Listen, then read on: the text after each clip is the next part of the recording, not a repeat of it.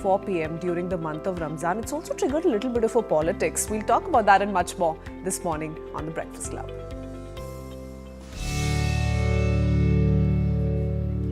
But first, a speeding SUV driven by a minor without a license crashed into a biker in Dwarka. This happened a few days ago.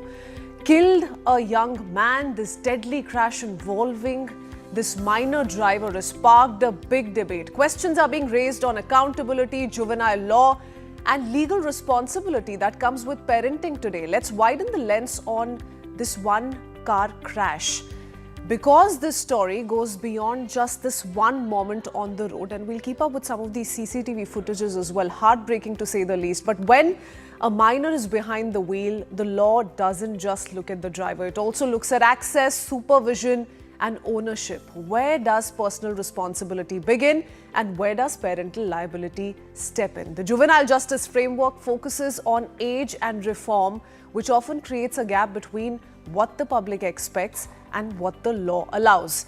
And then there's parenting, which is also being viewed through a wider lens now, not only for emotional guidance, but also for legal awareness and, more importantly, control over risk. So let's bring in our guest this morning. Joining me first up is parenting coach and child psychologist Rupal Jasraj Patel and advocate Ashwini Dubey from the Supreme Court. Good morning to the both of you. Thank you for joining us on the Breakfast Club. I wish we were having this conversation on a better topic. This is heartbreaking to say the least. And what made matters worse, Rupal, is the manner in which the pained mother came out yesterday and said that, look, justice is something that I'm going to continue to fight for, but this is a humble appeal to all the parents out there. As a parenting coach, as a child psychologist, how do you look at this? Especially, when we're looking at a time today amid the social media craze, this thrill surrounding social media popularity, and God forbid if this was indeed the reason that all of this happened because the person behind the wheel wanted to shoot content for social media. What would your message be to all the parents out there this morning? Good morning. I think, it's so important. I think parents don't realize how important boundaries also are. Boundaries help children to thrive. We might think, no, it's okay, let them do whatever they want. And now my child is almost 18 and they're an adult. But the fact is, your prefrontal cortex doesn't develop and doesn't mature till the mid-20s, which means your impulse control, your reasoning, your logic, the ability to understand, what the consequences will be is limited. So, I think at that age, you generally underestimate the danger and you overestimate your own skill and your own confidence and think, nothing's going to happen. But parents don't realize that. And so my child is old enough, and some parents have actually told me, like in my workshops or sessions, that, but I learned driving at a younger age and, it was fine. But I mean, even at that time, first of all, there were not such cars that we have. There were not such roads. And at that time also kids were driving. I mean, I have seen people, my peers who were driving and zooming even at that time. So I think it becomes a parent's responsibility to have lots of conversations, set the boundaries, like certain things are non-negotiable. And a clear line has to be drawn between trust and supervision, correct? And that line apparently is missing, because here the fathers come out to say that I wasn't in town.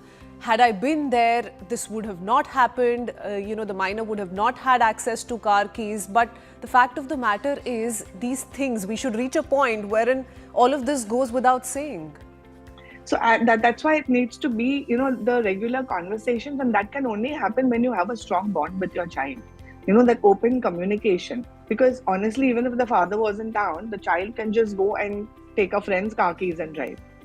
But that value has to be inculcated, that realization has to be inculcated, and that can only happen, one, when you have that strong bond, which is a bond where the child wants to listen to you, not has to listen to you. And you are actually having conversations, explaining the consequences. When you teach them that, when you explain the skill, and that requires repetition. You might think, oh, these are obvious things, I don't need to talk about them. But clearly with the accidents and everything that we are seeing, it's clearly not that obvious, right? In spite of reading about it in the news, people are still going ahead and it's getting repeated again and again.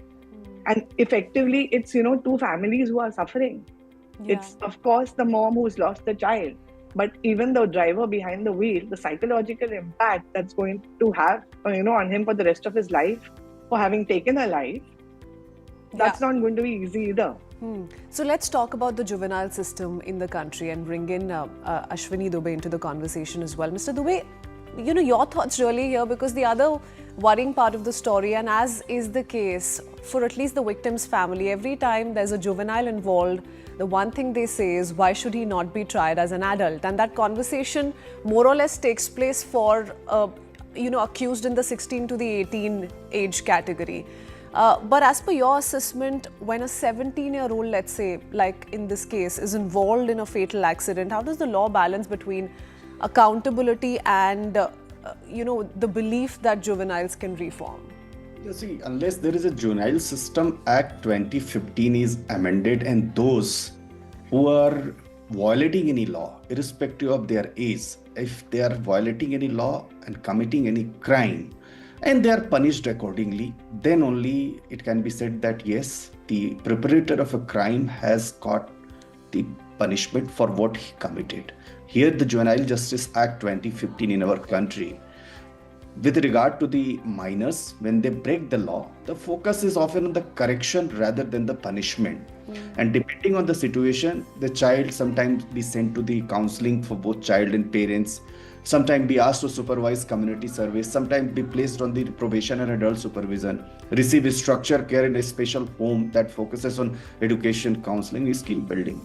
So Juvenile Justice Act really needs to be reformed to understand and to ensure that any crime, if it is heinous, committed by any juvenile, is tried as an adult. Number two, there should be penalties for parents and guardians. Why?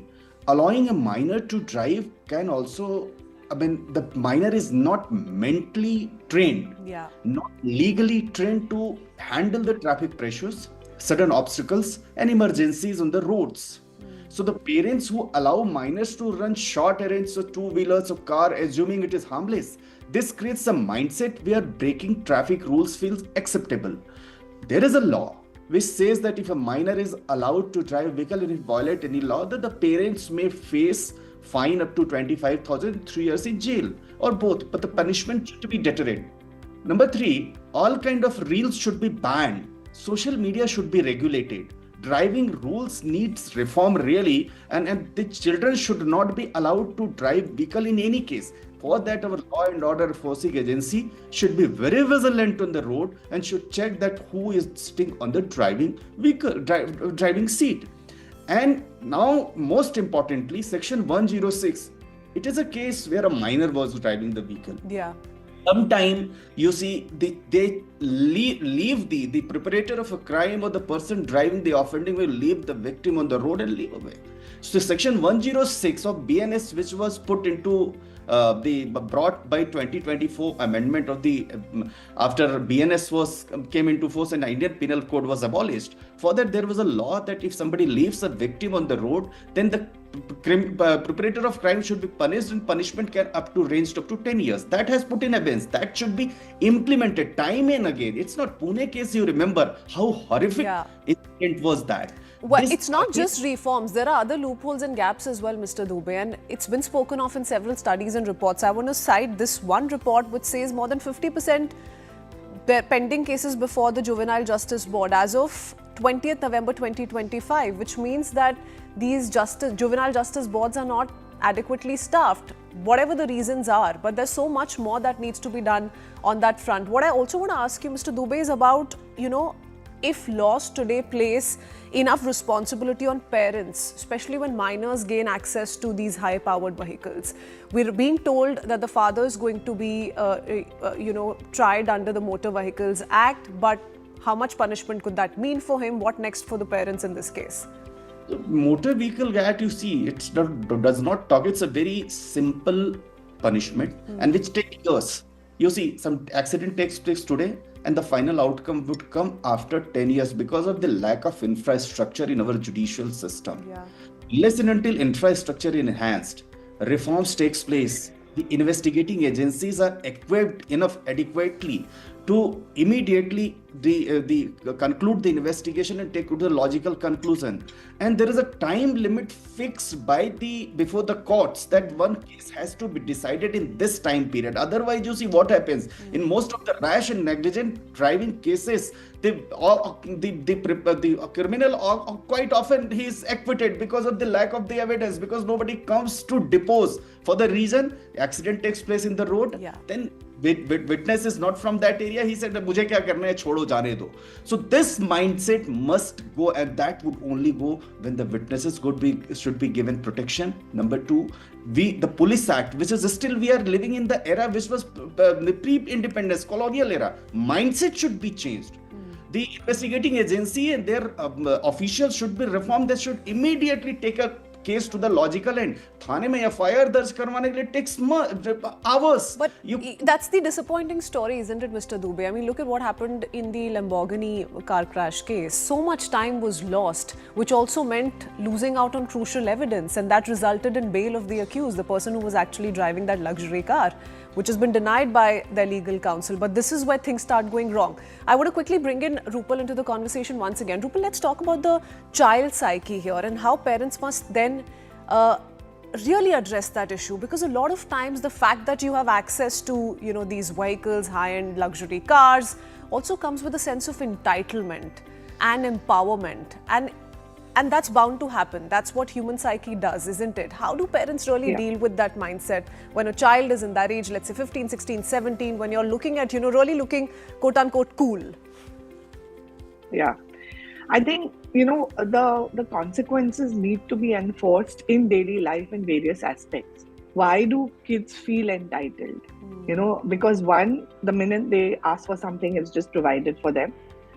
Second, even, you know, when it's provided, the responsibility to handle that is not really taught, because, oh, it's okay, this time you did the mistake, let it be, you know, get away with it. Or they find ways, you know, when they have misused you know, whatever has been given to them or whatever they've been allowed to do, and you say, okay, this one time, let it be, or we'll cover it up, or we'll pay the fine, you know, and all of that, they're not allowing them to go through the consequences, not realizing that when you don't allow your child to go through the consequences right now, it's a pattern for life. That child is never going to learn responsibility, which is a very important part of it, right? When you talk about parental responsibility, ultimately the responsibility is to pass it on to the child, to make them responsible and accountable. If they are not going to feel responsible and accountable, and they are always going to think someone's going to come and do it for me, it's okay, I can do whatever I want. A lot of parents come out to say this every now and then, isn't it? And I'm sure you've heard this several times, that, you know, my child is rebelling. If I say no to something, they're wanting to do it even more. They're going to be more persuasive about it. So what do you typically do with that child who's being arrogant, who's not seeing logic here, and the parents eventually have to give in, because then they start fearing that if I don't give access to a certain car or a certain gadget, they're going to do it in hiding. Yeah, and that's where, when I talk about building the bond, that's where that comes in, right? If that bond is strong enough, if that communication is open, if the values are inculcated, and, you know, building a bond is not doing something one-off. It's a daily conversation. I mean, you know, every workshop I do and every counseling session I've done, that's one of the things that is the first thing I ask them to do. Because without that, how much ever you use your discipline or your communication, it's not going to work. You cannot tell kids you have to do this, because that doesn't work anymore. And that, I don't think, ever works, because either the child will start rebelling or they will go into a shell and become meek. You know, so when you have that bond, again, you're leading them to the path where you're explaining the why behind what you're saying. You're having a discussion about it. You're not just saying, okay, because I say so, you can't do that. Driving a car can actually come with risks, that it can actually be tied to human lives. The moment you're sensitive to that, maybe you're going to react better. Okay, lovely. Rupal, I'll come back to you. Running out of time. Ashwini ji, one quick comment on what next for the minor in this case. We do know the normal process is that, you know, they're kept under observation, the Juvenile Justice Board. There's a certain composition of the board which has, you know, social workers also tied to it. What next, and what could this really mean for the juvenile? Because there's so many concerns, and naturally speaking, public anger as well. So just to quickly, you know, brief our audiences on what next in the case legally. The law is very clear. Law is clear that under Juvenile Justice System, Juvenile Justice Act, he would be tried, and maximum punishment, is up to 3 years. And if it is proved, and that it takes years. Number two, he can't be detained as per the law. He can't be kept behind the bar as per the law because the law permits him to be out being a juvenile. Now, most importantly, what is required, as I said, that the improvement in the law and the parents' responsibility fixing. Children learn by the example. Honest conversation about safety, clear boundaries, and responsible behavior can prevent these kind of incidents. So now, other thing, you see the schools. There should be campaign in the schools. Unless and until children understand that underage driving can lead to heavy fines, legal troubles for their parents, even jail time for parents in some cases, then only they would not commit this kind of offense. Now, number two, social media campaigns should be done regularly by the law enforcing agencies, and the children should be taught about the stronger law enforcement. Campaigns in school, campaigns in social media, and communities talk directly to young people about real risks and rules and encourage responsible choices. And I would again say on your channel, all kind of reels should be banned with immediate. And nothing could have been worse than this kind of behavior being driven by just social media craze. If that indeed is the reality here, it's heartbreaking and really unfortunate. Thank you to the both of you. That's all the time we have. But the one big takeaway from this story is that real prevention just doesn't begin in courtrooms. It also begins inside your home. So for parents, please watch out for your kids and where they're headed. Let's quickly shift our focus now to premium living in India and how it is no longer limited to a niche audience. Changing consumer preferences, smarter kitchens, and a growing focus on long-term quality are pushing the appliance conversation in a new direction. What does this shift really look like on the ground? And how is local manufacturing shaping what Indian homes buy today? Joining us live to discuss this and take this conversation forward is Mr. Kapil Agarwal, Managing Director, Sales at Liva Appliances, India. Thank you for joining us, sir. Hi, Mr. Agarwal. Thank you for joining us here on the Breakfast Club. Hope you're doing well. Yeah, thank you. And how are you? All well. Let's start with how the idea of premium living in India is changing, if at all it's changing, if it's going beyond luxury finishes. So what shift have you witnessed in Indian consumers and their preferences? Okay, so I will just answer it in a two ways. So Liber is a company, I'll just give a background. We come from a background in Germany and we are making refrigerator in India for more than almost about 6-7 years. So earlier we were selling like everyone does, single door, double door, which is the mass market in India. And earlier we were importing the fully integrated fridge, which is the luxury segment. Yeah. And now we started producing in India, so we have an advantage to interact with the consumer and observe the changing behavior and the pattern in the consumption. And in India, it is something which is very surprising. At the same time, you have cities, you have places where you are, concerned about even 100 rupees on a refrigerator, or 100, 200 rupees you are bothered. At the same time, there are consumers who are, because of the, the product quality, they are so discerning about the looks of their kitchen and everything. So there is a very premium segment which is equal to whatever the consumption pattern is in Europe or any developed country. That's the same phenomena we observe in India. So it is changing very rapidly. Okay, so let's try and decode that a little further. I'm going to ask you a follow-up. Aren't premium purchases still urban-centric, or are tier 2, tier 3 cities going for these kind of products? See, this was the thought even we started, and we were, very urban-centric, only in the metro cities. But later on, gradually what we realized, it is not an urban phenomena because of the social media, because of everything. Now everything is democratized. Everything is available all across. And everyone is aspirational. Some of the city. Yes, and everyone knows. It is not that people are not aware of the product categories. They are aspirational, they can afford, and they are buying. So happy to tell you, even the smaller cities like Agra, Raipur, Bhubaneswar, even Jalandhar. Of course, Ludhiana was always, very premium and city. even in the places like Surat, all the smaller cities which otherwise one would think, no, these are the places will not be for this product category, they are doing very well. So some of the cities, the volumes are as good as, maybe a metro city. And So it is not...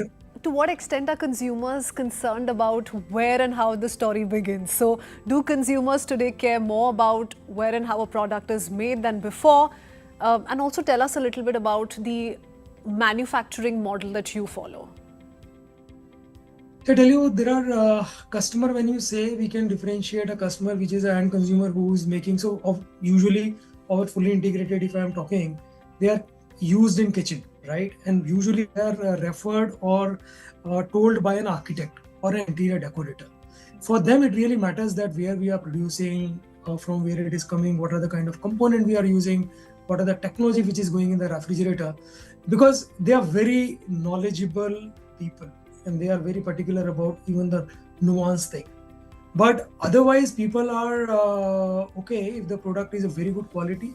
So currently what we are doing in India, we started manufacturing these refrigerator, but all the components which we are using, that we are importing. Okay. So we are just making you're just a shell in putting India it and the together. rest.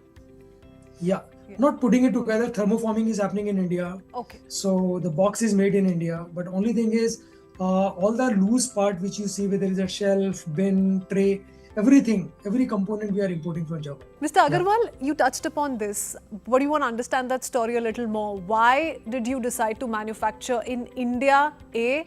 And tell us about this 50 plus acre state-of-the-art facility in Chhatrapati Sambhaji Nagar. So I tell you, in India, Liver started with a normal DC and what we call is a single door and the double door refrigerator. And fully integrated like everybody else, we were importing. So about 1.5 years back, there was a change in policy of government where everyone which are importing the refrigerator, that required a BIS certification. So that was one thing, one trigger, that put everyone to think that what we should do that next step. And secondly, as I told, the India growth story is something which is very, very attractive. So this segment of the premium segment of fully integrated, that is growing by leaps and bounds. And now, as you rightly asked this question, it is not a phenomenon of only the metro cities. So there was a demand. So earlier when you were importing this refrigerator, then you are linked with the supply chain, global supply chain, right? And India climatic conditions are different from Europe. So like the temperature in India goes from 4-5 degree to 50 degree. So the product which we sell in India, that has to be tropicalized. So that is when we thought of, the growth, we are growing by 40-50%. Then, and already we have a huge factory facility. We are making our single door, double door there. And the plant which we are using, the machinery, it's a very modern. So it's a fungible, like, the same line, we can make DC, we can make frost-free, top mount, or we can make fully integrated. So that is when we decided to, put this line in India. Is there any difference in innovation and strategy overall? You're of course catering to the needs of the Indian consumer. But apart from that, what about innovation and strategy?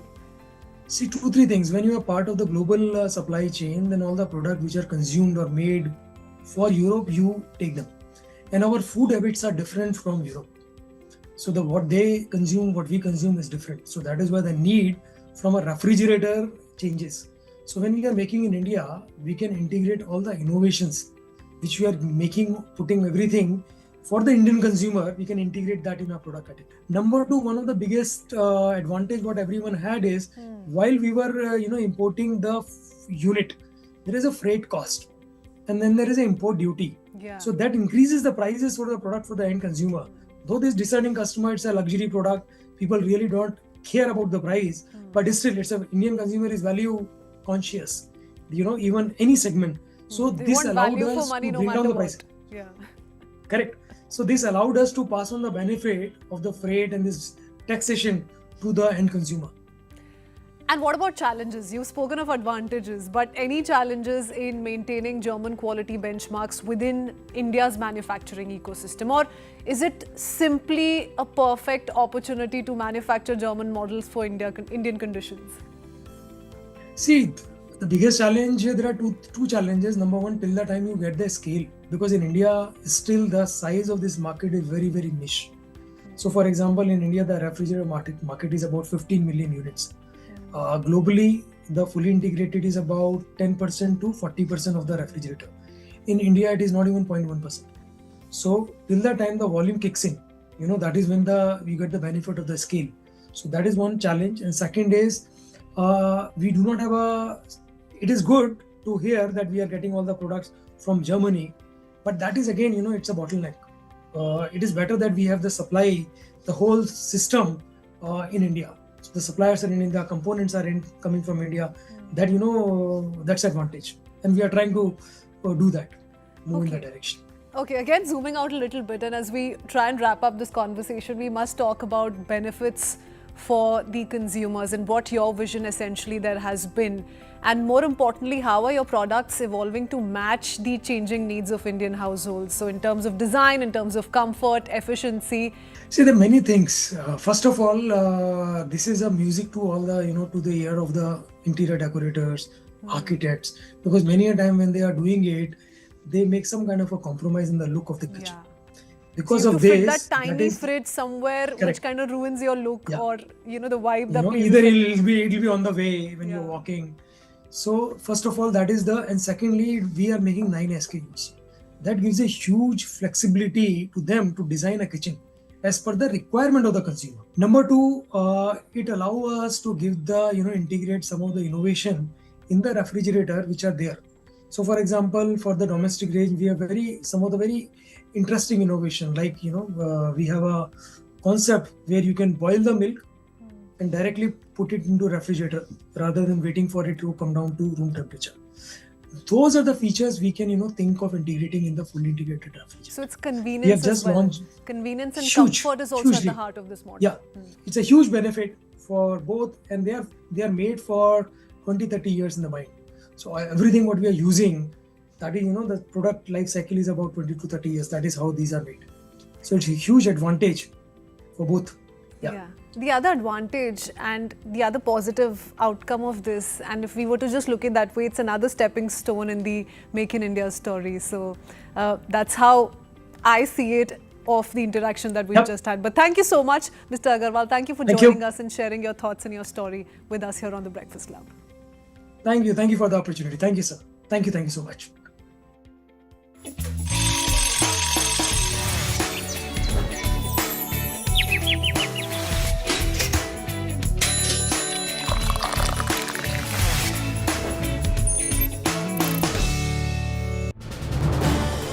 This is News 18 Network.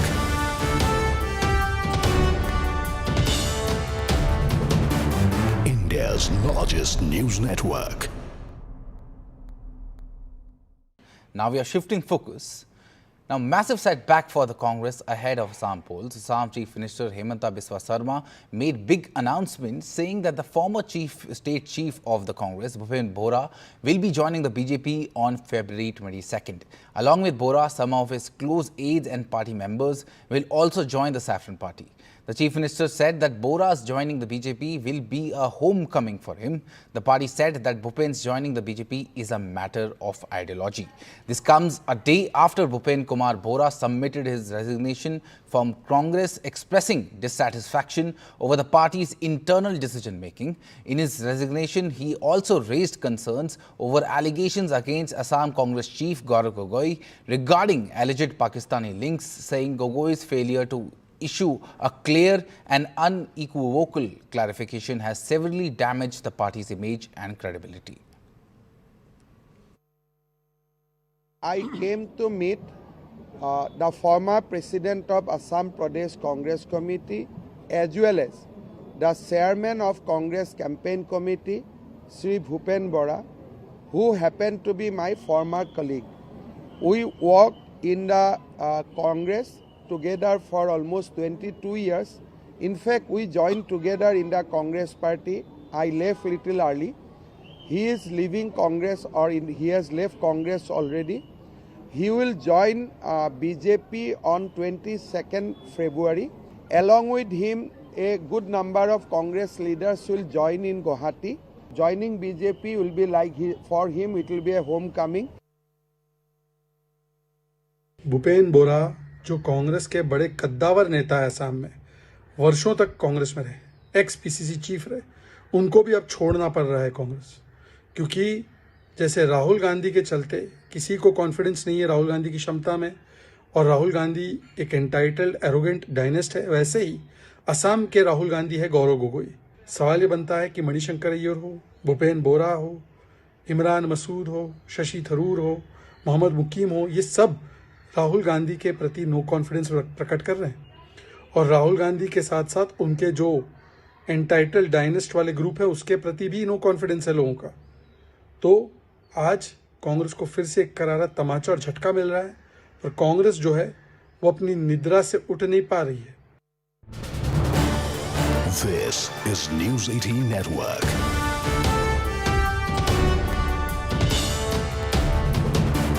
India's largest news network. Now we are shifting focus. Now, massive setback for the Congress ahead of Assam polls. Assam Chief Minister Hemanta Biswa Sarma made big announcements saying that the former state chief of the Congress, Bhupen Bora, will be joining the BJP on February 22nd. Along with Bora, some of his close aides and party members will also join the Saffron Party. The Chief Minister said that Bora's joining the BJP will be a homecoming for him. The party said that Bhupen's joining the BJP is a matter of ideology. This comes a day after Bhupen Kumar Bora submitted his resignation from Congress, expressing dissatisfaction over the party's internal decision-making. In his resignation, he also raised concerns over allegations against Assam Congress chief Gaurav Gogoi regarding alleged Pakistani links, saying Gogoi's failure to issue a clear and unequivocal clarification has severely damaged the party's image and credibility. I came to meet the former president of Assam Pradesh Congress Committee as well as the chairman of Congress Campaign Committee, Sri Bhupen Bora, who happened to be my former colleague. We worked in the Congress together for almost 22 years. In fact, we joined together in the Congress party. I left little early. He is leaving Congress, or he has left Congress already.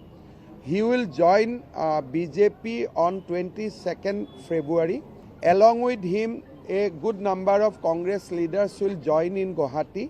Joining BJP will be like, for him, it will be a homecoming. Bhupen बोरा जो कांग्रेस के बड़े कद्दावर नेता है असम में, वर्षों तक कांग्रेस में रहे, एक्स पीसीसी चीफ रहे, उनको भी अब छोड़ना पड़ रहा है Congress.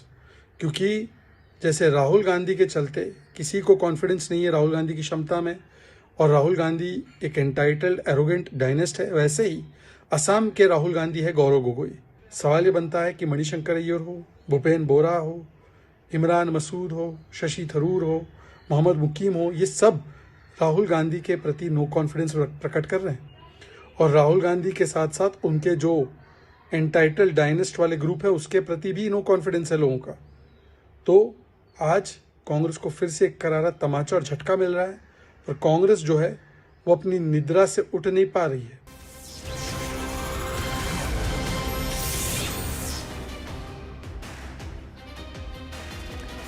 Welcome back. We shift our focus to stories we're tracking from down south. First up from Telangana, Chief Minister Revant Reddy is once again in hot water in a move to accommodate religious observances during Ramadan. The state government has allowed Muslim employees in the government departments, public sector units and also educational institutions to leave work an hour early.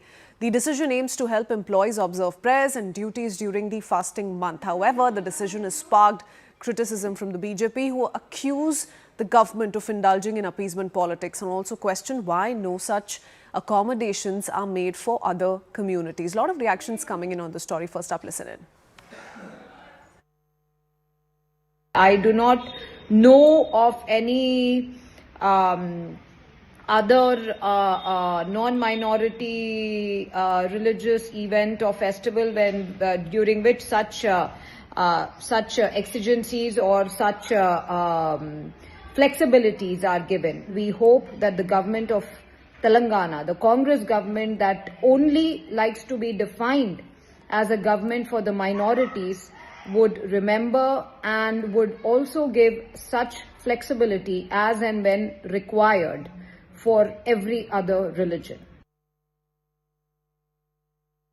So in view of Ramzan, the Telangana government has issued now an order saying that all government employees, contract or those who are in the government, can leave at 4 p.m. for Ramzan specifically. Do you look at this as part of appeasement politics that the Congress is indulging in? Definitely. See, we don't mind, giving any concessions during the religious festivals and all. But unfortunately, are they giving it to Hindus? Recently, one sub-inspector, he was in Ayyappa Diksha, and he was given a memo not to wear Ayyappa dress, Diksha dress. So when such things happen in Telangana, then why are you giving so much of leverage to these people? It is because you are indulging in vote bank politics, you are indulging in appeasement policy. So this is something, you have a discrimination against the Hindus. You don't give any such concessions to Hindus. Okay, so there you heard the contention there to the order that's been passed by the Telangana government. Now the order categorically says, and this is the government permitting Muslim employees working in government offices and educational institutions to leave an hour early during the month of Ramadan. I do want to bring in Rohini Swami into the conversation. Good morning, Rohini. Rohini, we've seen a similar order come in from Andhra Pradesh as well. So Telangana becomes yet another state which is going to be giving this 1 hour relaxation. The BJP says why only for Muslim employees? But tell us what the rules and regulations will look like and how are they planning to implement it before we talk about the politics.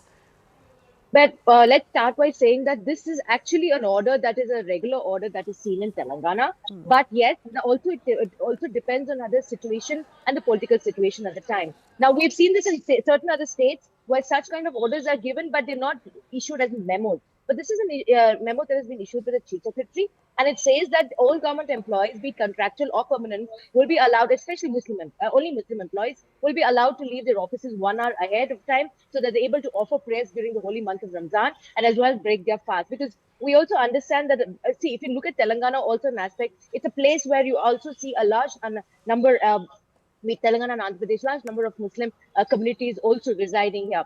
But in terms of the politics, that is where the issue lies. Number one, that if you are giving such relaxation in terms of going an hour ahead of time to go and offer your prayers, why not do it for the Hindu devotees as well? Because there was an example that here that the BJP state president of Telangana also said that when there's an Ayyappa Swami, a person who has worn his Ayyappa attire, because they also follow a 40-day process before they go to Sabarimala, he was issued a memo, he was issued a notice as well. Why this discrimination? And this is largely what the BJP has been accusing the Congress, saying that this is only minority appeasement, this is being done only to appease the Muslims, be it in states like Telangana or where they're ruling, or in Karnataka, where also they are in place. But the entire issue also remains that whether such kind of orders are issued, say during Diwali or other festivals as well. So that's the politics of it. But as a rule, this has been a regular memo that has been issued in Telangana and Andhra Pradesh during the time of Ramadan. And hence is being called politics of appeasement. Rohini, stay on with us. We have more news coming in from Andhra Pradesh. Let's quickly shift our focus. This is a horrific incident of a 7-year-old raped, murdered, body found hidden in a drum in Andhra Pradesh. A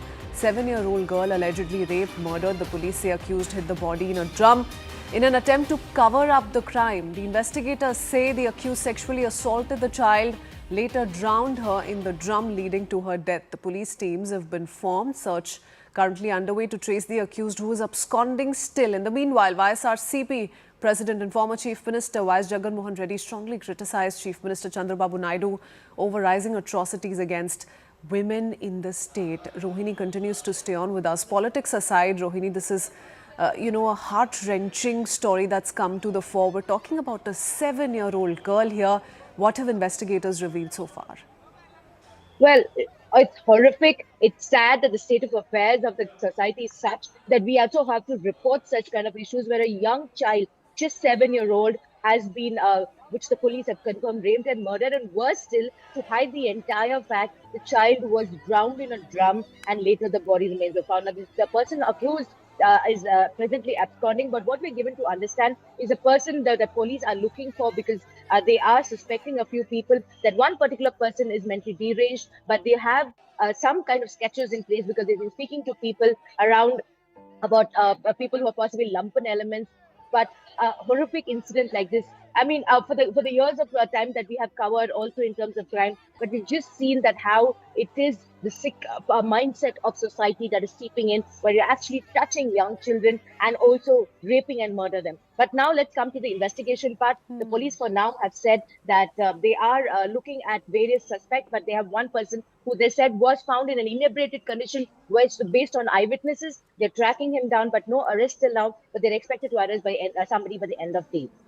Okay, and as for the crime scene, have the police revealed on where this drum was found, the timeline that's has been established by the police? Anything more we know? Was this an isolated stretch? Was it a busy area? What more, Rohini?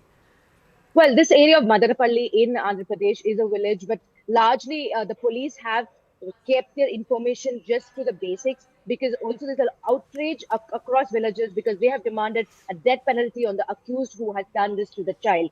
And also another thing is any information that they do could possibly, what the police, when I spoke to them, also said that this could possibly cause another sensitive area or riot of sorts, because this is an extremely upsetting incident in a place where close-knit societies, right, in villages as well. So right now they have only told us that this is the incident, that the child has been found raped and murdered in a drum, and they are finding more details as to who the accused is. And by end of day, they expect an arrest to be made. Thank you, Rohini, for joining us with those details. Hopefully investigations are headed in the right direction and the accused will be arrested at the earliest. Still absconding is what Rohini is telling us. Shifting our focus now to the CNN News 18 coverage impact. Long pending repair work is finally begun on Bengaluru's Halehali Road in Mahadevpura, the same accident-prone stretch, viewers, where a 2-year-old child tragically lost his life. The child was killed after his parents' two-wheeler allegedly skidded on the damaged road, throwing him onto the carriageway where he was run over by a car. Despite repeated complaints from residents, this particular stretch of the road had remained neglected for months altogether. Following public outrage, authorities have now begun filling the dangerous potholes with sand laid as a temporary measure. The Public Works Department has also initiated steps for a permanent upgrade to prevent further accidents. What we're learning is repair works have finally begun, because for the longest time, at least the last 6 months, residents in the nearby area, commuters who were using this road on a daily basis, kept speaking of repeated complaints, all of which went unheard. Afreen Hussain joins us live from the spot. Afreen, first up, give us a lowdown on the kind of repair works that have begun. Well, absolutely, Christine. After constant coverage by CNN News 18, the officials have finally done some amount of patchwork. Let me just ask my BJ to show you the road. They've put stones and they've put sand. They've filled the potholes that were there on this particular stretch of road in Halehali. This is a temporary and immediate relief measure opted by the authorities. However, the PWD has said that they are going to make sure that this particular road will be upgraded to prevent further accidents. But as of now, the Gram Panchayat staff have filled all the potholes on this particular stretch of road. They've put some amount of sand and stones, and they are making sure that this road is in a better condition for commuters to travel than it was before. Remember, this is the very stretch of road where a 2-year-old child lost his life due to the negligence of the authorities. Despite repeated complaints and warnings by the residents of this area, the authorities turned a deaf ear to them, did not repair the road. The locals allege that at least 5 lives have been lost in the past 6 months due to the poor condition of the road. And despite repeated complaints, the authorities did not continue with the repair works. It has been dragging on for about 6 months to 1 year now. And finally, after the death of a child, the authorities have woken up and they've chosen to put some amount of temporary and immediate relief measures in place for the people. But unfortunately, bigger and though, better there are upgrade. few politicians who are of the opinion that it was the locals in the area who were not allowing repair works to be carried out, which is again another claim that's come in amidst the investigations that have been taking place, and now the repair works finally shaping up as well. Thank you, Afreen, for joining us with that update. Shifting our focus now to more breaking news coming in from Karnataka. The controversy surrounding Congress MLA's Australia-New Zealand trip has intensified leadership tensions in Karnataka between Chief Minister Sabarimala and his deputy DK Shivkumar. Around 25 to 35 MLAs, mostly Sabarimala loyalists, are set to leave for a 15-day tour, sparking speculations about power-sharing dynamics. Initially framed as an animal husbandry department study tour, it's now claimed or is being claimed as a private self-funded trip. The timing coincides with DK Shivkumar's push for a Congress legislature party meeting, interpreted as seeking leadership change. BJP State President Vijendra, in fact, has criticized while taking to social media. He said, and I quote, "When hospitals can't afford paracetamol, Congress MLAs pack bags for foreign tours," unquote. The Congress High Command, via Randeep Surjewala's advice, deferring the trip, leading some MLAs to withdraw. Siddaramaiah, though, has defended all of this, and he says if MLAs travel on their own money, can we say no?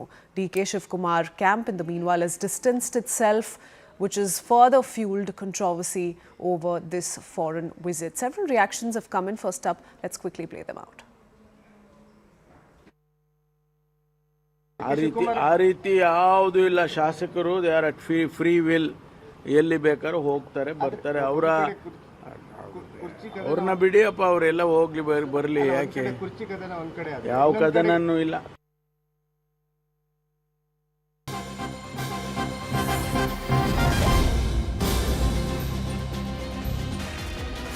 And shifting our focus to more news coming in, we in fact have the first set of visuals amid this controversy over Congress MLA's foreign tour. We're learning some of the Congress MLAs have left for the New Zealand and Australia tour. Some of them left from Bengaluru, while others took a flight from the national capital. And on your screens are visuals from the airport as well that we managed to access. I want to quickly bring in Harish Upadhyay into the conversation. Harish, this story has taken a fresh turn ever since news came in of how DK Shivkumar is now looking at a Congress legislature party meeting, which is indeed once again put the spotlight back on whether or not this is a sign of a leadership change or at least a demand to begin with. But tell us what we're looking at in terms of these visuals. How many MLAs are headed for this tour? How many have withdrawn? Well, more than a dozen MLAs and MLCs have left yesterday from India. Some of them have left from Bengaluru, the visuals that you're seeing on your screen. Some have left from Delhi to avoid any media coverage of them leaving. So they've decided to leave from Delhi. Some have left from Bengaluru. These are visuals from the Bengaluru International Airport, where you can see Mr. Badarli and other MLAs taking off. What we understand is that perhaps they will be first flying to Kuala Lumpur, from there take a connecting flight. That's what the details at this moment is. But two aspects to highlight here, Christine. One, many seeing this as an attempt by Siddaramaiah camp to stall any push for a Congress legislature party meet. The fact that most of these leaders, most of these MLAs will now return on the 3rd of March will leave very little space for a CLP meeting. On the 6th is when the CM is likely to hold his budget or present his budget. At the same time, many seeing this as an opportunity where the Siddaramaiah camp can keep these senior MLAs in good mood, because many of them are senior MLAs who are cabinet aspirants as well. And now, given the fact that cabinet expansion has been stalled because of this entire leadership tussle, the Siddaramaiah camp trying to ensure that these senior Congress MLAs continue to support them and they are kept together and ensure that nowhere does DK Shivkumar get a chance to increase his numbers. So being touted as a study tour, but very few really giving into that version. Thank you so much, Harish, for joining us with that quick update. We'll keep coming back to you. Lots of developments expected on that front. For now, heading into a very short break. We'll be right back in just a few seconds.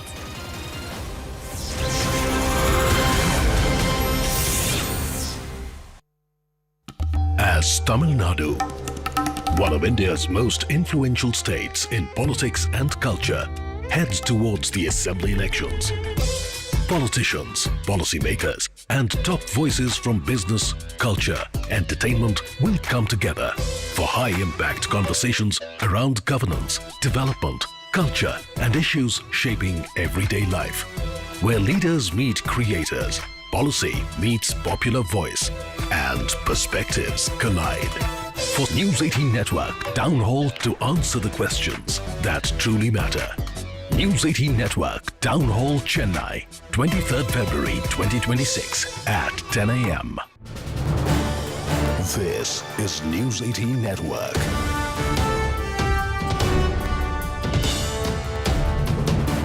India's largest news network. Now we are shifting focus. Now, massive setback for the Congress ahead of Assam polls. Assam Chief Minister Hemanta Biswa Sarma made big announcements saying that the former state chief of the Congress, Bhupen Bora, will be joining the BJP on February 22nd. Along with Bora, some of his close aides and party members will also join the Saffron Party. The Chief Minister said that Bora's joining the BJP will be a homecoming for him. The party said that Bhupen's joining the BJP is a matter of ideology.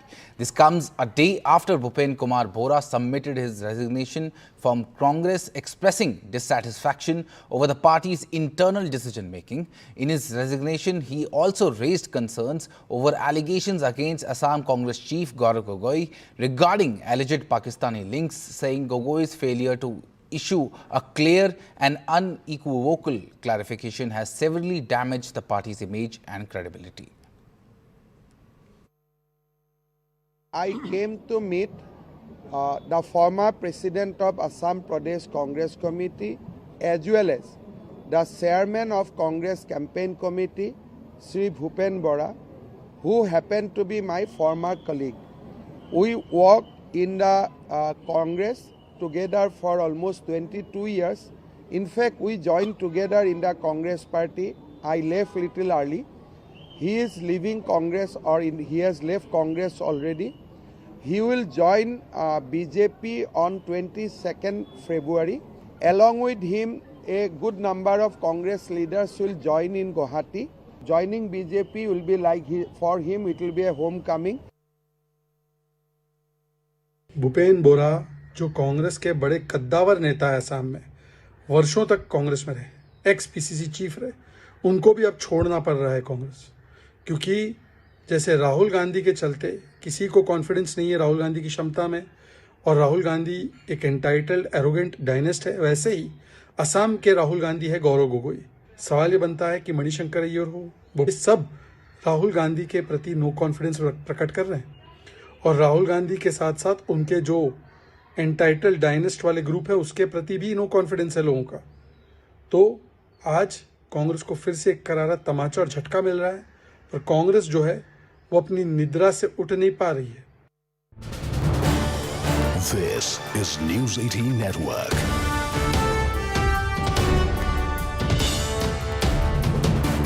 India's largest news network. Now we are shifting focus.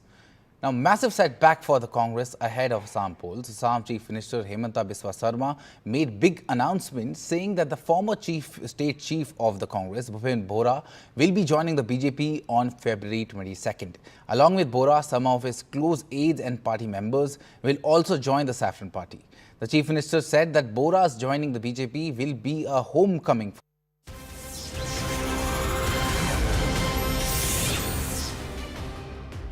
Welcome back. We return with more news on the Sabarimala gold loot case. The hearing on the chief priest, Kantara Rajivan's bail application in the gold theft case is complete, with the Kollam Vigilance Court set to pronounce its verdict today.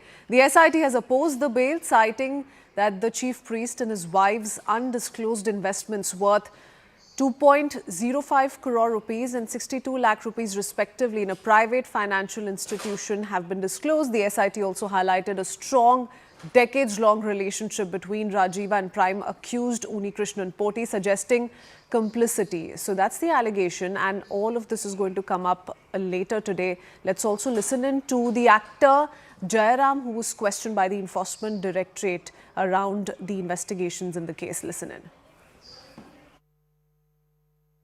Sabarimala എന്ന് പറയുന്നത് നമ്മൾ മലയാളികളെ സംബന്ധിച്ചിടത്തോളം അതൊരു പ്രത്യേക വികാരമാണ്. എത്രയോ ക്ഷേത്രങ്ങൾ നമുക്കുണ്ടെങ്കിലും ശബരിമല എന്ന് പറയുന്നത് ഓരോ ഭാരതീയനെ സംബന്ധിച്ചിടത്തോളം ജാതി മത ഭേദമന്യേ അവരെത്തുന്ന പുണ്യ സ്ഥലമാണ്. അപ്പൊ അവിടെ ഇത്തരം സ്കാം എന്തെങ്കിലും നടന്നിട്ടുണ്ടെങ്കിൽ അത് 100% വെളിച്ചത്ത് കൊണ്ടുവരികയും അതിനകത്ത് ബന്ധപ്പെട്ടിട്ടുള്ളവരെ എല്ലാം വെളിച്ചത്ത് കൊണ്ടുവരാൻ ഓരോ മലയാളിയും ബാധ്യസ്ഥനാണ്. My colleague Neetu Regukumar joins us with more details. Good morning, Neetu. Neetu, tell us about, how alleged links between the chief priest and Unikrishnan Poti are once again being spoken of, and then how that's leading up to the verdict that's expected from the court today on the chief priest's bail application. Good morning. Yes, on the chief priest bail, we are expecting verdict from the Kollam Vigilance Court post 11 a.m. today. The hearing from both the sides have been over and it was reserved for orders.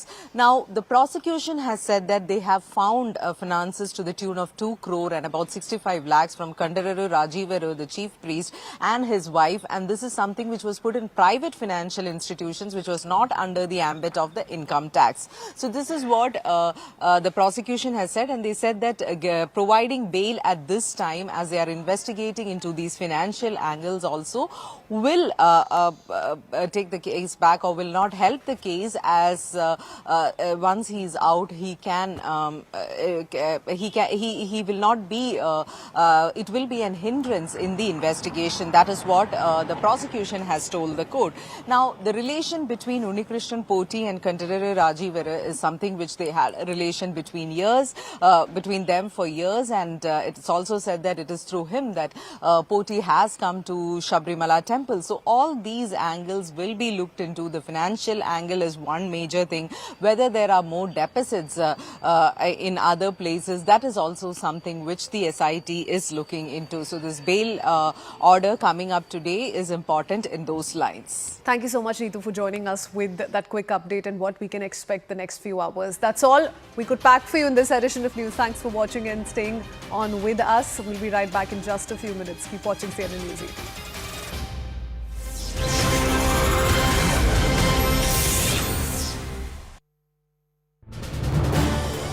This is News 18 Network.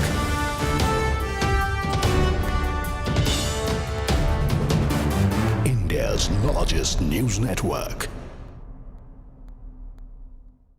Now we are shifting focus. Now, massive setback for the Congress ahead of Assam polls. Assam Chief Minister Hemanta Biswa Sarma made big announcements saying that the former state chief of the Congress, Bhupen Bora, will be joining the BJP on February 22nd. Along with Bora, some of his close aides and party members will also join the Saffron Party. The Chief Minister said that Bora's joining the BJP will be a homecoming for him. The party said that Bhupen's joining the BJP is a matter of ideology. This comes a day after Bhupen Kumar Bora submitted his resignation from Congress, expressing dissatisfaction over the party's internal decision-making. In his resignation, he also raised concerns over allegations against Assam Congress chief Gaurav Gogoi regarding alleged Pakistani links, saying Gogoi's failure to issue a clear and unequivocal clarification has severely damaged the party's image and credibility. I came to meet the former president of Assam Pradesh Congress Committee, as well as the chairman of Congress Campaign Committee, Sri Bhupen Bora, who happened to be my former colleague. We worked in the Congress together for almost 22 years. In fact, we joined together in the Congress party. I left little early. He is leaving Congress, or he has left Congress already. He will join BJP on 22nd February. Along with him, a good number of Congress leaders will join in Guwahati. Joining BJP will be like, for him, it will be a homecoming.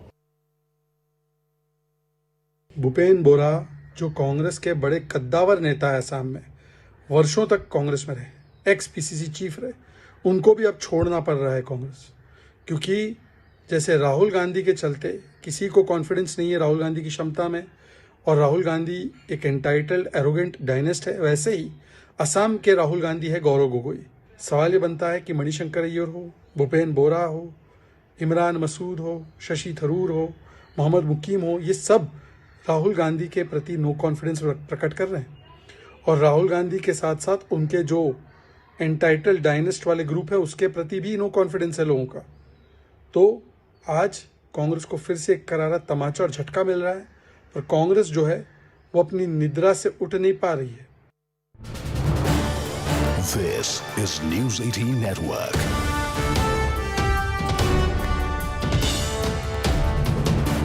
India's largest news network. Now we are shifting focus. Now, massive setback for the Congress ahead of Assam polls. Assam Chief Minister Hemanta Biswa Sarma made big announcements saying that the former state chief of the Congress, Bhupen Bora, will be joining the BJP on February 22nd. Along with Bora, some of his close aides and party members will also join the Saffron Party. The Chief Minister said that Bora's joining the BJP will be a homecoming for him. The party said that Bhupen's joining the BJP is a matter of ideology. This comes a day after Bhupen Kumar Bora submitted his resignation from Congress.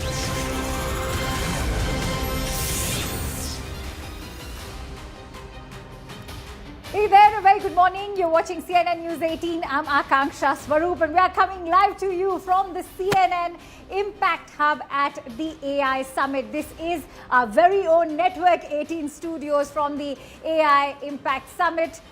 India is looking to leverage its power now among the top AI players in the global market. We'll be telling you a whole lot about that because remember, the world's who's who, from the tech billionaires to all the global political players, from French President Macron to Lula da Silva, the Brazilian president, all of them have descended in the national capital. We'll be bringing you all the dope. But for now, it's a quick look at the headlines first.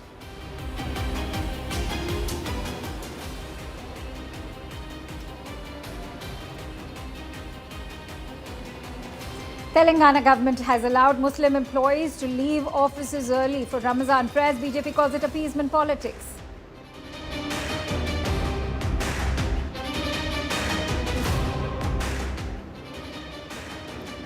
After Telangana Rao, Adhir Ranjan Chaudhary urges Mamata Banerjee to grant a 3-day Eid holiday in West Bengal. BJP has questioned Congress's silence on Hindu festivals.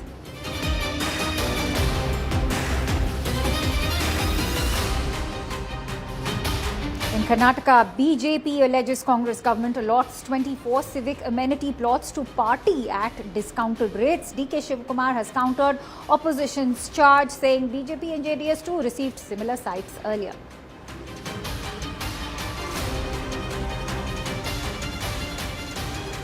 Karnataka Congress MLAs depart for Australia and New Zealand junket amid study tour row.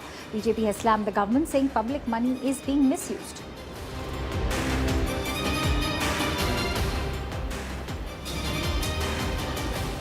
Congress is now seeking clarity on power sharing with DMK. KC Venugopal of the Congress party says clear coalition talks are awaited as assembly polls approach.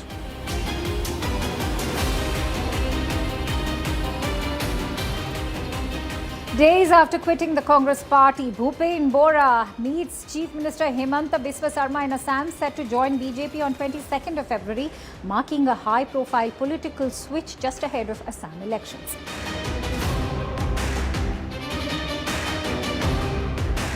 Maharashtra has scrapped 5% Muslim SEBC quota, cites the court order. Opposition calls the move anti-minority, says it impacts jobs and education access.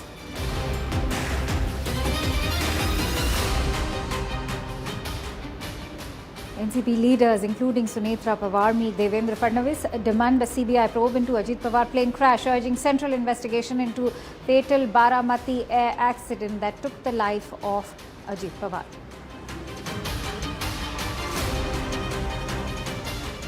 YouTube suffers a widespread global outage. Google says homepage partly restored and teams still work on a full fix as hundreds of thousands of users report video access disruptions worldwide.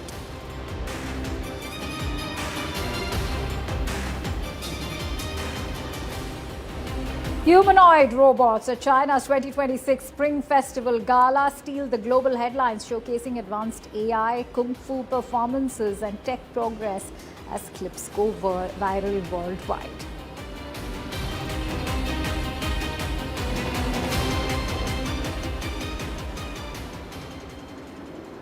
All right, India is playing host to the AI Summit. The theme, of course, is based on three principles: people, progress and planet.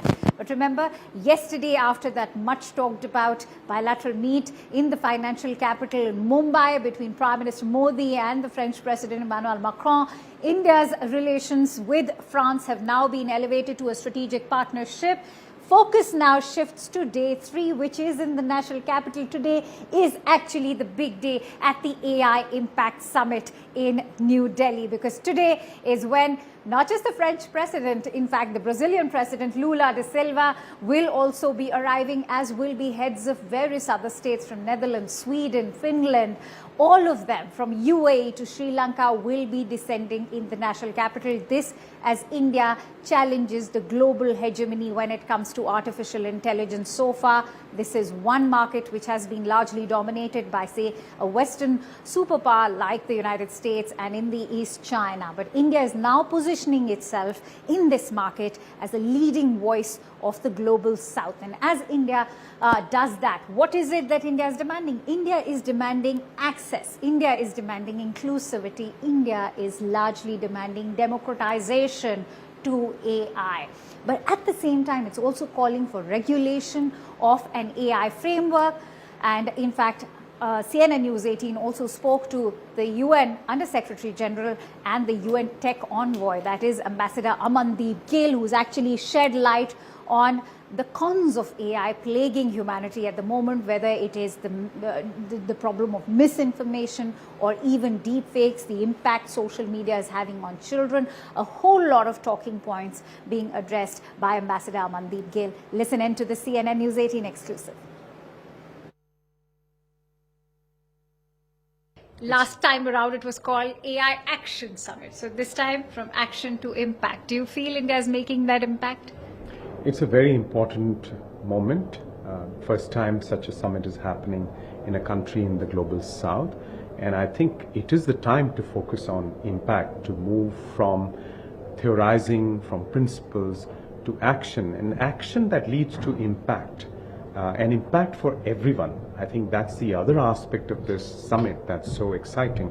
The focus on making AI work at societal scale to solve our pressing social and economic challenges. Ambassador Gill, do you think India is uniquely positioned at a time we've seen this hegemonic rule when it comes to the world of artificial intelligence? On one hand, you've had the United States, you also have China, but say through cities like Bengaluru, Mumbai, Hyderabad, how do you see the rise of India in the overall AI race? What can India bring to the table? India has some unique attributes and some unique achievements already behind it. Take, for example, digital public infrastructure, the India stack, the combination of mass-scale digital identity, payment mechanisms, and data exchange layers. The India stack has moved hundreds of millions into the financial mainstream. There is a degree of public trust in digital technologies in India which is almost unparalleled. So India can build on that foundation. India also has incredible talent.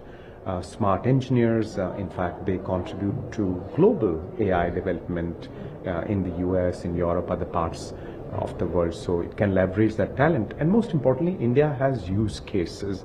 It has tremendous challenges that provide a diversity of context for AI applications.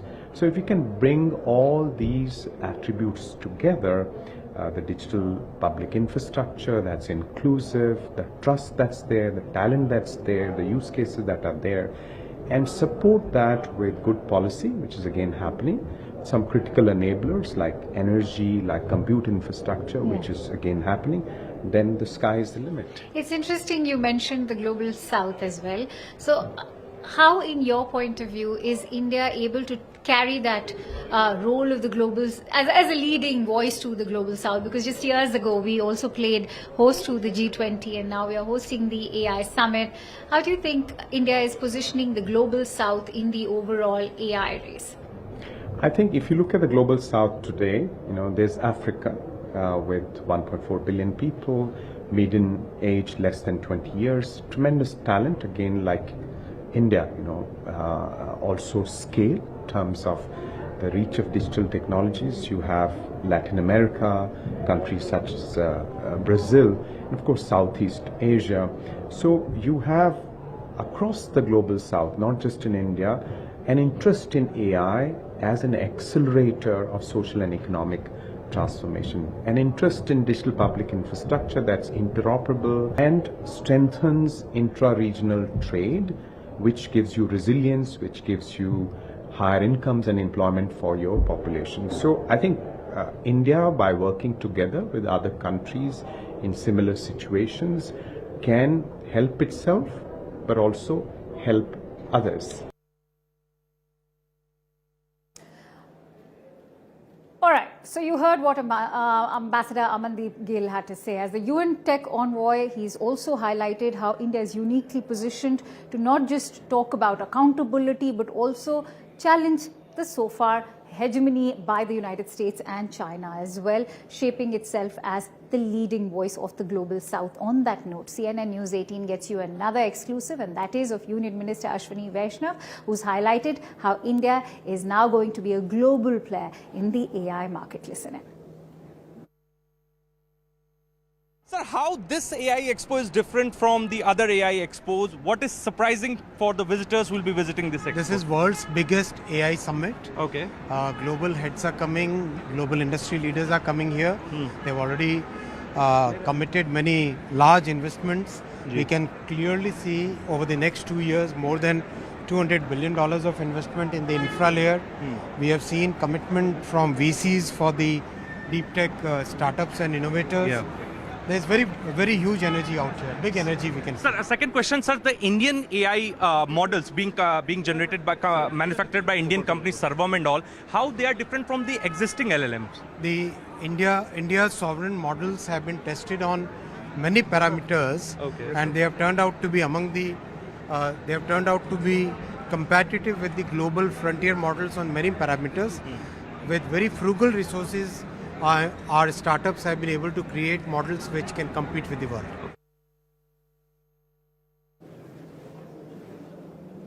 All right, so CNN News 18 is the only channel which has the most expansive coverage coming to you from the AI Impact Summit here at Bharat Mandapam, where we are from our own studios. And it's over to Simran as well, who's in fact getting us a host of ground reports. Simran is currently stationed at the convention center in the Bharat Mandapam. So Simran, first of all, to begin with, before we deep dive into who are the biggies from the big tech industry and of course the big political names that will be flocking the Bharat Mandapam today, take our viewers through what's happening over there right now. Well, absolutely. As the day has already started, there has been immense, and I'll just show you around, there has been immense, in fact, flow of all the visitors, even on the day 3. And even on the day 3, when there were several lapses, which in fact, the ministry and all of the heads of the government here is also admitted, there have been a more improvisation on exactly how the systematic flow of the public, for the media, for the other high-tech and VIP guests will be done. So today it is going to be focusing a lot more on the AI innovation and how exactly, the integration of the AI governance models in India with that of the global levels is going to be seen, as there are many, in fact, high-profile guests that are going to be visiting today. And I'm very near to the convention center. Let me also show you that as this view really looks like, this is going to be completely packed after 4:30 p.m. as the arrangements that have been made for the security. The convention center will not be allowed for the public post 4:30, as there is going to be intense focus on the security and the safety of the VVIP guests, as many, in fact, state of heads from different countries, and the global tech leaders are going to be coming. We are going to also see Sam Altman and also other OpenAI as well, leaders as well coming here. So it's going to be a very action-packed day as we speak of. Today is also, in fact, one of the very crucial days where there is going to be more discussions and also sessions also concluding on the fact how exactly India's AI models, the LLMs, are also going to be converging into the entire discourse of how global comms AI is positioned. So it's going to be very crucial in that. Yesterday, we also saw that how many models were actually across the sectors of health, education, policy, and even farming as well. So many visitors are also going to be coming. Yesterday, the number of visitors that we have learned have crossed 1 lakh. So this is in fact going to be expecting more than that. That in itself is historic, and Ashwini Vaishnav has already assured the audiences that he will be looking into crowd management and of course a better inflow of visitors as well as media. Many thanks to you, Simran. We will keep coming back to you throughout the day as the summit finally kicks off. Today is the big day, as Simran was also highlighting. But remember, when you talk about AI, it is the role of energy, water, sustainability to become that global player. These three factors are must, and there's also a focus on sustainability and a sustainable development when India is looking to channelize itself as a leading AI power. How is one to also ensure that AI development and progress happens with an equitable focus on, say, climate, and that the impact on climate is not adverse at the same time. So Srishti of CNN News 18 in fact had a very interesting conversation with one of the leading environmentalists and CEO of CEEW, Dr. Ghosh. Listen to this conversation. Is AI good or bad for environment? What do you think? It depends. It depends on our choices and our intentionality. In theory, of course, you know, and yes, there are use cases where AI can actually improve the efficiency with which we use our clean energy sources, optimizing for the solar or the wind electrons. AI can also be used for better flood forecasting or forecasting of extreme weather events, saving lives and livelihoods. There's also use cases for AI for improving sustainable agriculture practices, making that a lot more water efficient, more climate resilient. Equally though, there is a flip side. The huge energy demand in India, we estimate that the data centers will grow to about 4.5 to 6.5 gigawatts by 2030. There's a huge power demand, there's also huge water demand. And the water demand is needed for cooling those data centers. So we've got to make sure that these two different revolutions, the decarbonization revolution and the digital revolution, focus over to some breaking inputs coming in. These ones from Karnataka. This is the Bharatiya Janata Party is now training its guns at the Congress in Karnataka. In fact, they're saying that the Congress government in the state is in fact misleading the people. Why? Because they are in fact allotting sites. 24 CS sites is the big allegation coming in from Mr. Chalavadi of the Bharatiya Janata Party in Karnataka, saying that the Congress party has in fact allotted 24 CA sites to their party alone, and this of course is against the rule of the land. But remember, now the Congress party has countered that. In fact, the Karnataka Deputy CM DK Shivakumar has countered that by saying that this is a practice which was also followed during the tenure of the Bharatiya Janata Party government and even the JDS government. So they've said that as they also allotted sites to RSS affiliated organizations. They have all received CA sites from previous governments under BSY and that even the previous Bomai tenure as well. But let's listen in. Remember, these are not the first time these allegations have surfaced. Let's also listen in to the reactions that have come in. We are conducting on the 100 years of Mahatma Gandhi ji, 100 Bhavan. I have not taken, I'm just taking 5,000, 10,000, 3,000 square feet. In Bengaluru city, I think at the time of BJP, they have taken more than 100 places in the name of trusts for the various institutions, where I don't want to tell in the private institution. Again, some of them, their party, them are inside. And they took out a Chanakya University. There the value of the Chanakya University is minimum 10 crores. They have taken it at 50 lakhs, 100 acres. And they have collected through CSR. How many crores of rupees they have collected to CSR? They have misused the power. 100 bhavans, all from government only, so that it is totally illegal. Even they invited Rahul Gandhi, opposition, say he should not come and inaugurate these offices because that is illegal. And almost 50 crore rupees property, they have taken it just for 2 crore rupees. Is it not a loot they are doing? I am demanding Chief Minister immediately take back these lands immediately. If you go to build anything like bhavans on this land, so we will approach the court of law. All right, Harish has been tracking that story for us. He's also joining me live on the broadcast. Harish, before we get into the counter that's coming from the Congress party, the BJP allegation is that a property worth 50 crores has been allotted at a mere sum of 2 crore rupees. Can you also shed light on what these allegations are all about?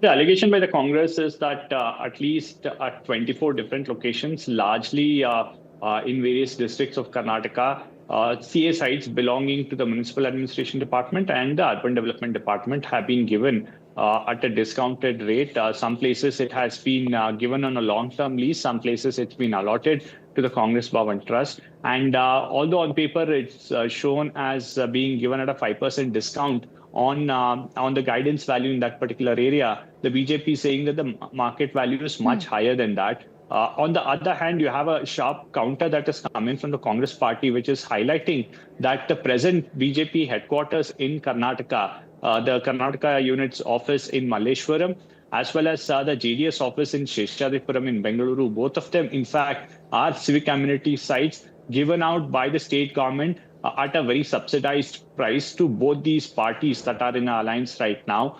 They've also indicated how the JDS office CA site that was given to JDS offices in Sheshadipuram was just a few years back. And that was given at a highly subsidized price to the JDS by the back then BPMP. Not just that, the Congress also pointing out that the practice of giving CA sites to trust is something that has been there for a very long time. It's not illegal. This has been cleared by the cabinet. And also pointing out how on various trusts owned by the BJP or BJP affiliated Sangh Parivar units like the Rashtrotana Parishad or even the Chanakya University, all of them managed to get a CA site at throwaway prices during BSY and Bommai rule in the last decade and a half. So the Congress trying to say that none of this is illegal practice. This is not unprecedented. This was done during BJP's rule as well. And now it's being done during Congress's rule. Right. But Harish, I'm sure you'll agree that this is almost a familiar playbook playing out again and again. Every time there's an allegation leveled at the Congress party by the BJP, the counter coming in is that this was happening during Bommai government and B.S. Yediyurappa's government as well, and vice versa. But it is eventually the civic amenity sites and the civic sort of overall situation in Karnataka that is eventually bearing the brunt. Absolutely. Across party lines, Akanksha, whether it's the present day Congress government now or the BJP government in the previous tenure, there has been